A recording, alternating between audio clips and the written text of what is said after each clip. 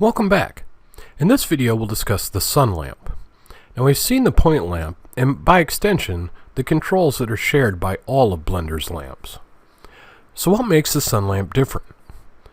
We'll start with the major differences and I'll work our way down over the next couple videos to the changes in specific controls. Our first and our most major difference is that the sun lamp is a directional light. What does that mean? Well, when we discussed the point lamp, we covered that it was omnidirectional. Therefore, light traveled away from the location of the lamp in every direction. Here in Photoshop, let's have a look at how the sun lamp works. I've got a little representation of a 3D plane. And if we look in the top right, I've created a picture of a little sun lamp with the direction set to angle across the plane. Now the only part of the light relevant to how it lights up the scene is the direction that I have set. Whether the light is placed up here or on the other side below the plane, such as this, will not affect the lighting of the scene. The lighting is only affected if I change the actual direction of the lamp, not its position. Now, that can be a little confusing. When we think about directional light, it seems that placing the lamp elsewhere, perhaps in the second example the plane is behind and above the direction of the lamp, then no light would reach it. Because when we think of directional light, we think of something like a flashlight or a spotlight. However, the sun lamp emulates our own sun by creating light as though it was created a great distance away, just like our sun does. So the direction component determines where the light is coming from and going to. The placement of the actual lamp is simply so that it can be easily selected and edited by you. Let's hop into Blender and see this at work. Now, I'm using our previous file for this demonstration, but I have placed a sun lamp in a position similar to our Photoshop demonstration. And as shadows aren't enabled when we add a lamp in Blender, I have turned on ray shadows as well.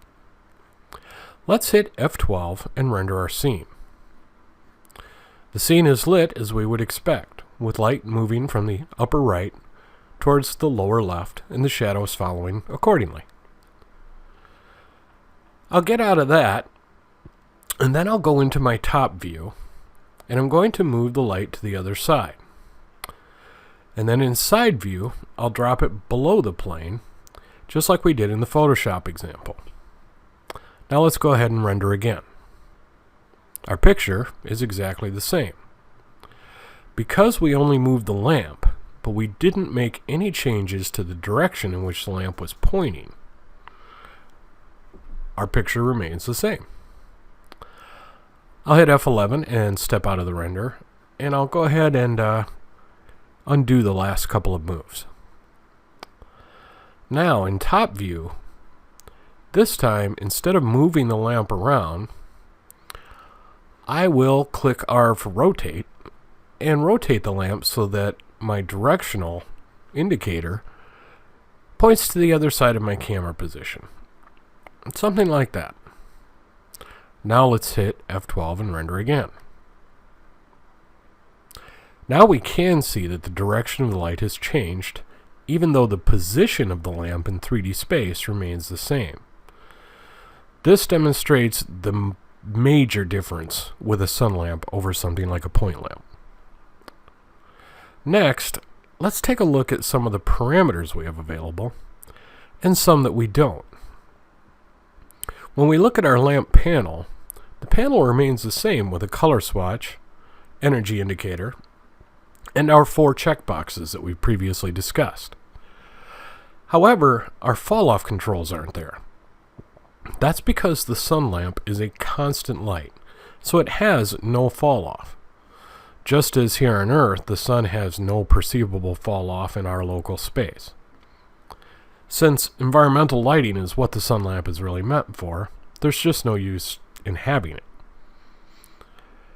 Now, below the lamp panel is the sky and atmosphere panel. And you know what? We're not going to talk about it. I'm going to tackle that in the next video, as there's a little bit to cover there, and I want that to be in a separate spot that's easy to come back to. And lastly, note that textures, just like with point lamps, can be added to the sun lamp.